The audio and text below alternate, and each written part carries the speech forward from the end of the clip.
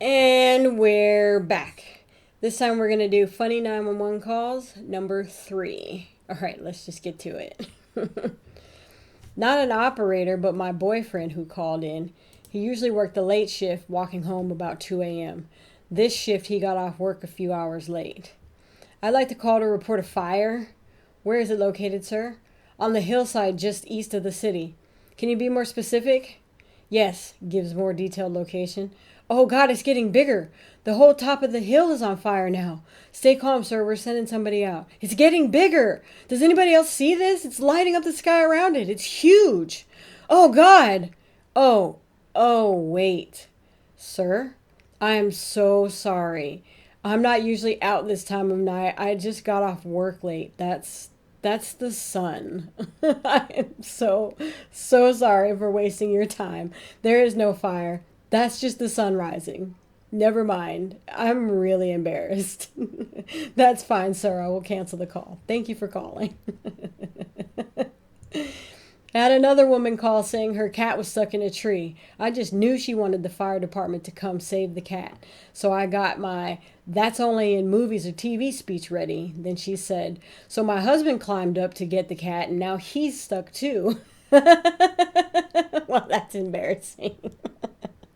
I'm going to rescue this cat. Oh no, I'm stuck. Oh, goodness. A quite pregnant woman calls in to say her doctor told her to refrain from having sex for the rest of the pregnancy, and she didn't understand why. I looked at her file and saw that she was having preterm contractions, so I explained that sexual activity can cause contractions, so it was safer to abstain so the baby could stay inside as long as possible. She tearfully exclaims, "But how will I feed the baby?" "I'm sorry, ma'am, could you repeat that?" "How will I feed the baby if I can't have sex?" The patient was convinced that her baby was living off her boyfriend's semen and that it would starve if they stopped having sex. I explained about the umbilical cord, etc., but she refused to believe me until I asked about single moms, lesbian moms, etc., and asked how she thought their babies fed and grew. After a moment of silence, she thanked me and started to hang up the phone, but not before I heard her screaming her boyfriend's name. That man had a good thing going for a while there. I honestly wasn't sure if I felt more sorry for him or a baby growing up in that household. See, now. Lies. You in trouble now. Just after I got cut loose from training, I received a Priority 1 animal ordinance call. Usually, this call is reserved for animals in traffic or vicious animals where there is potential for immediate threat to life. The reporting party was a parent attending a school function. Caller advised there was a raccoon loose in the school. I dispatched 2 officers to the call and they made it on scene. The officer then broadcast the suspect description via radio. Suspect is small, fast, and wearing a bandit mask. May have robbed a couple of trash cans. We lost him in a foot pursuit. Not a 911 operator, but I do work for a kids helpline. I recently got a call from a panicked 11-year-old boy who thought he had locked himself in a wardrobe while home alone. I was on the phone with him for a while before I suggested sliding the door instead of pushing it out like you would when entering or exiting a room.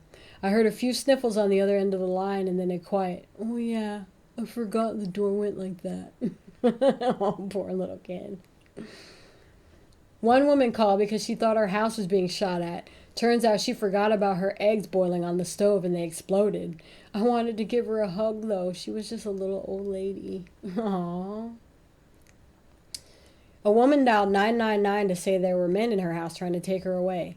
The men in question were police officers who had come to arrest her.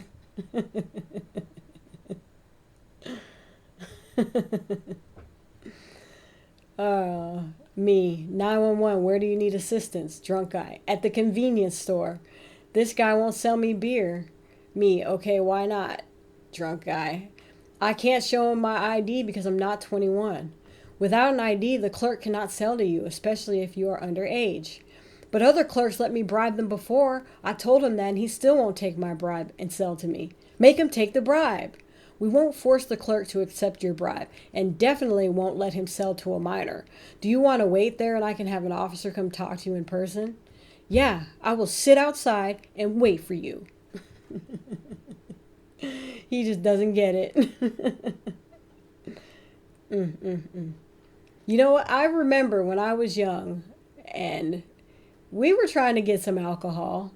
There was one store that would actually accept bribes, honestly. So, I guess. The best story I have is a guy who called about a bobcat in front of the library.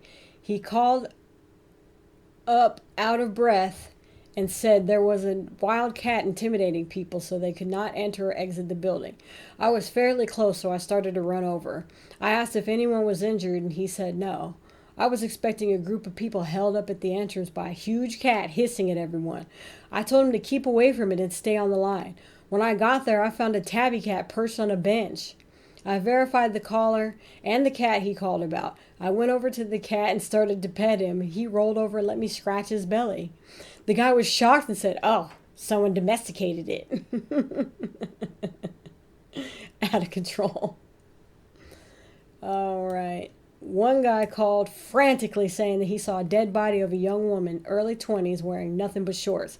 He gave a detailed description, hair color, skin color, body position, the whole bit, and said she was by the side of the interstate in the middle of an affluent suburban area at rush hour. So we figured this had to be a really fresh crime scene. We started scrambling together officers to get there ASAP.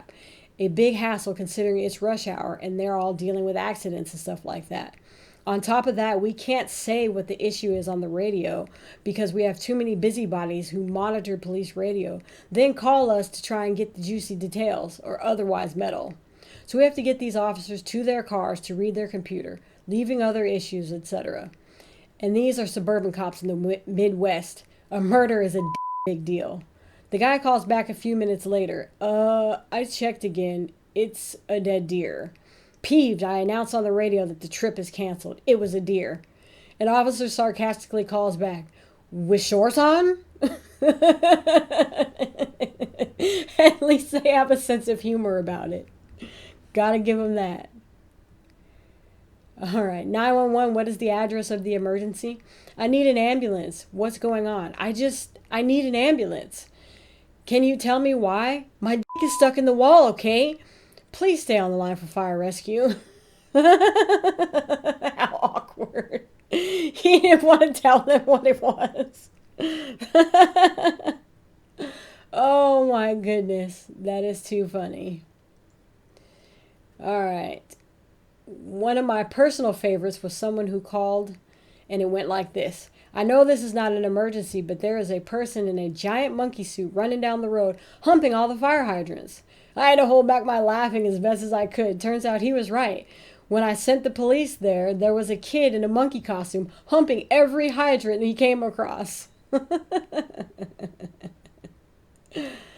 Oh, man. All right, y'all, that's a wrap. So comment below on which one was your favorite. And don't forget, like and subscribe.